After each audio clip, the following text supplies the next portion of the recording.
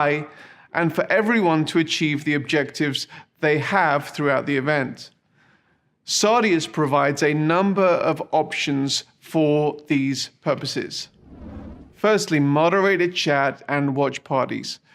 Providing your audience with the ability to chat as a group or as a smaller geographic or affinity-based watch parties has become an expected feature in recent years.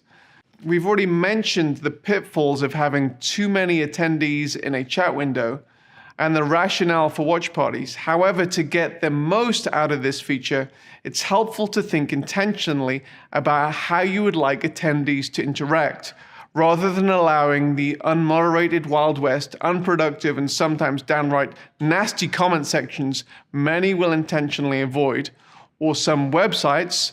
And for your comfort, because we provide moderated chat, we both flag and mute offensive language and provide moderators the ability to mute trolls so that they can continue their trolling behavior to their heart's content, oblivious to the fact that they have been placed in a cone of silence. We believe intentional chat includes the following. Firstly, using presenters, pastors, subject matter experts as moderators.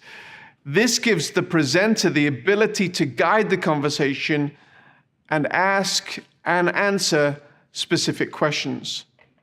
Secondly, guided conversation. You've hopefully already figured out the why of your event. Chat used effectively can forward these goals. If you're in a watch party with an affinity group with a subject matter expert moderating, this can be an opportunity for an enriching conversation. It's even an opportunity to network in a way that is more natural around mutual interests versus awkward, cold, opened conversations. It may be that from such a productive chat that the moderator decides to open up a video conference room and the group can continue the conversation in a face-to-face setting. Direct messaging with the moderator. We'll address attendee-to-attendee networking later on, but one option that has proved effective is for private direct messaging to the moderator for a number of reasons. It may be that the moderator or the on-screen presenter has asked for questions, and this can be facilitated through the direct messaging feature.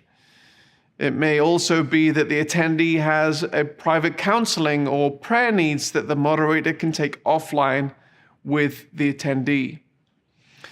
Sardius generally provides moderated training as part of our bespoke events, as we believe in the potential of this tool if used correctly. Other tabs and integrations in the sidebar. While much interaction can happen around the chat between the attendees and the event host, the sidebar is a critical area of event interaction that is not limited to simply chat. Different tabs on the sidebar can add different types of interaction depending on the type of meeting that you're hosting. Examples of other tabs that we've done might be an integration with an online Bible, might be notes for church meetings, might be a giving portal. We've even done a kind of a cool retro game that we've included in there for when people are kind of bored. We put this Pong game there. But there's many other things that we can do. Polls and trivia is a crucial area in that area that we've built out. These are just a few ideas, but try us out and see how else you can interact with your audience and bring value to your event. Downloadable content. Conferences are a great place to point people to buy other content through commerce links and integrations. However, many want to give conference attendees other accompanying materials that complement the different sessions of the conference. So these might be ebooks or handouts that highlight certain training topics. They may be other audio or video content that take the attendee deeper into a certain topic that communicates added value to the attendee who's at the event and can be delivered as part of the platform rather than the presenter simply referencing the resource but not giving the audience an easy on-ramp to actually access the content. Typically, we have that around the video window, so it's an easy click to download that content. Polls and trivia. One of the benefits of live broadcasting your event is the ability to directly engage with the audience in real time. This means that the audience can ask you questions in real time, but it also means that you can ask questions of the audience and then interact with those answers. This may be through traditionally polling on issues that are important to your mission, or it may even be through trivia competitions where there is a prize at stake. Keeping your audience on their toes through a degree of gamification may not be the worst idea in the world. Overlays. In many event scenarios, it's helpful to include a degree of video graphics over the video. This might be lower thirds describing who is speaking now. It might be a logo placed at the top corner of the video. It might be a call to action for giving campaign. It might be a call to buy a product, the latest book of the speaker. While it looks good to include these graphics, it's also helpful if such overlays can include a hyperlink to the specific call to action that is being highlighted at that particular moment. The Sardius platform offers the event producer the ability to schedule such hyperlinked overlays or simply to trigger them in the moment when the call to action is happening. Even if the trigger is spontaneous, such overlays need forward planning and creating so that the presentation can be seamless. In some events, you may have already created custom animated graphics that are already embedded within the video. It's still possible to make such graphics interactive by creating transparent hyperlinks to place over the in-video graphics. So these are just a few of the ideas of how you can get this interactivity between your audience, yourself, and between your audience. We'll cover networking in a future session, but let's go over the checklist now.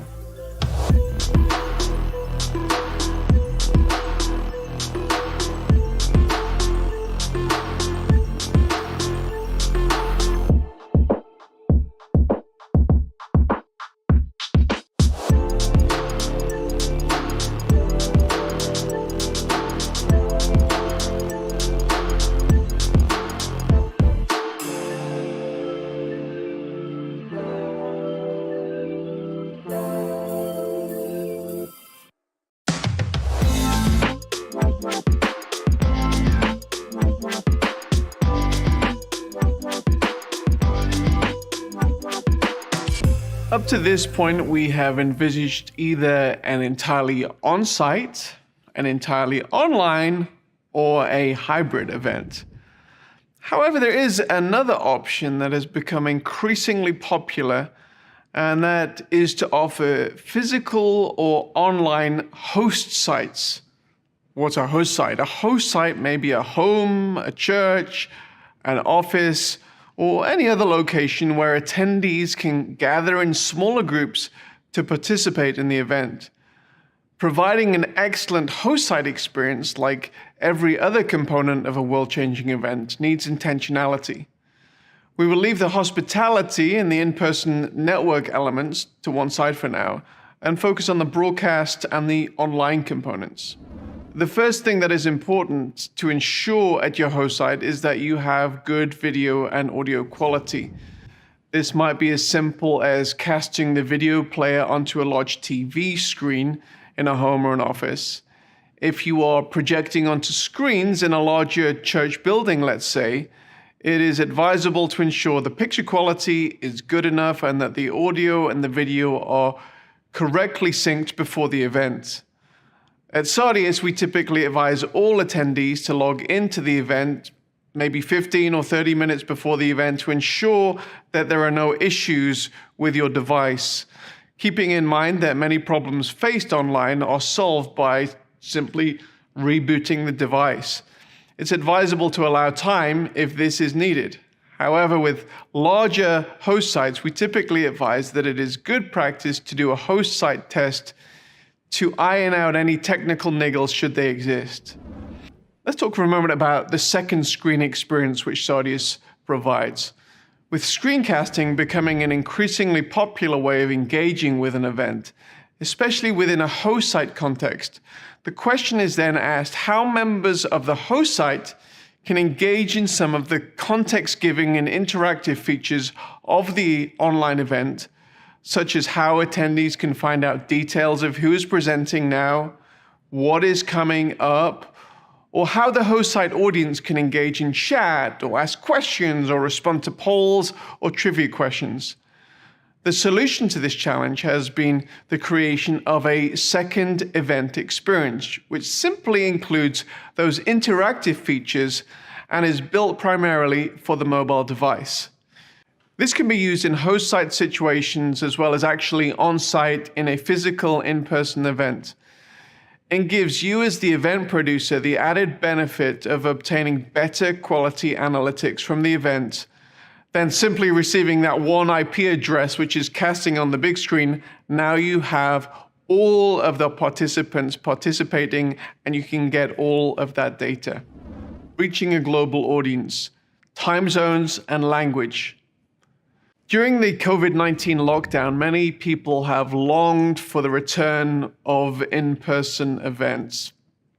There are certainly many benefits to being in the same physical location as other attendees.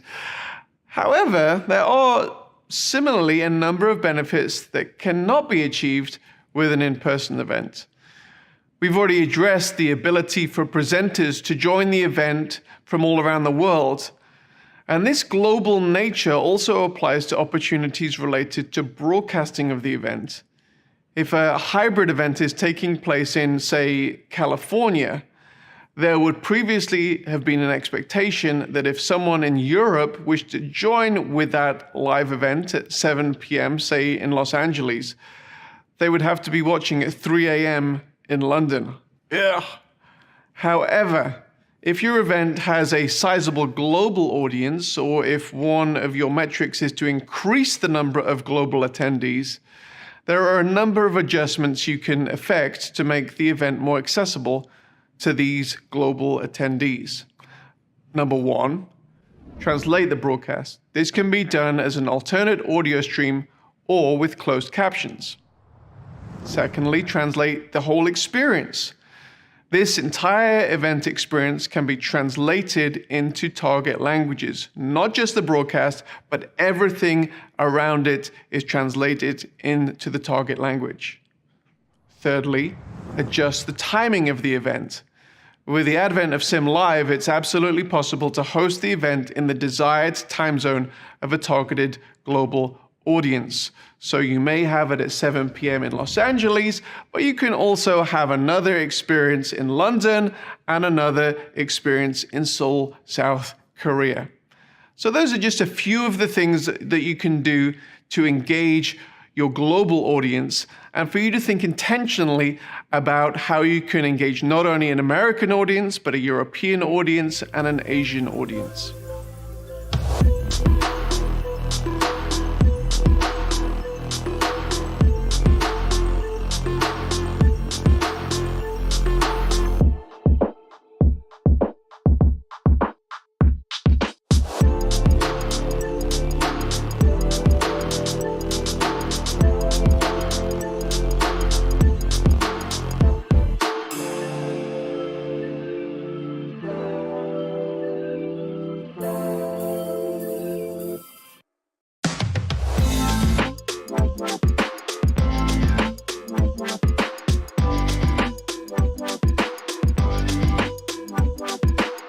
Networking is one of the principal goals of many events.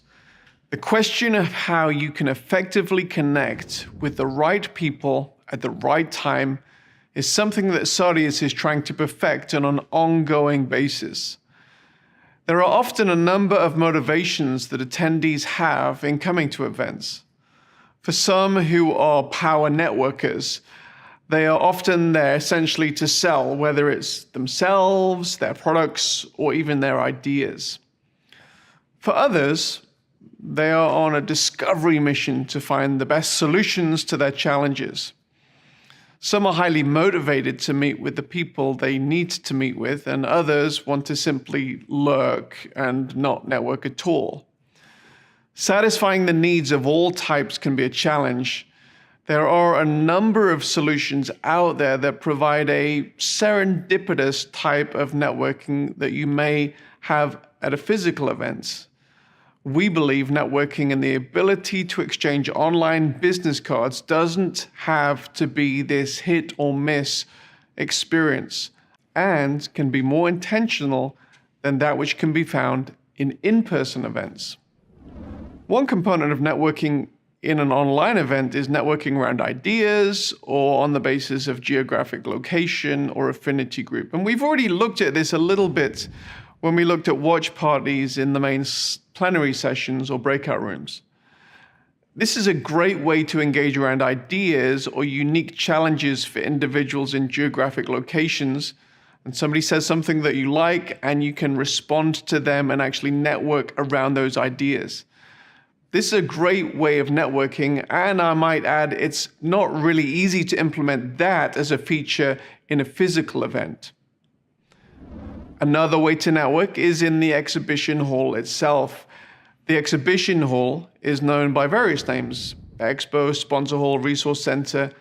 This is a component of an event that can provide a main funding mechanism for the event producer.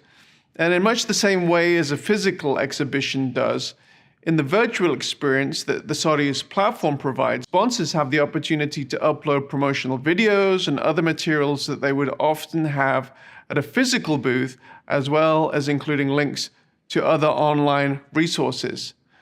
The chat window on the sponsor page allows for general discussion and networking around the services that the sponsor offers in real time. And then people can go on to have further one-on-one video conversation. For further, more direct, intimate conversation, people can go into a chat room and talk one-on-one. So that's pretty much all there is for this section. So let's go through our checklist.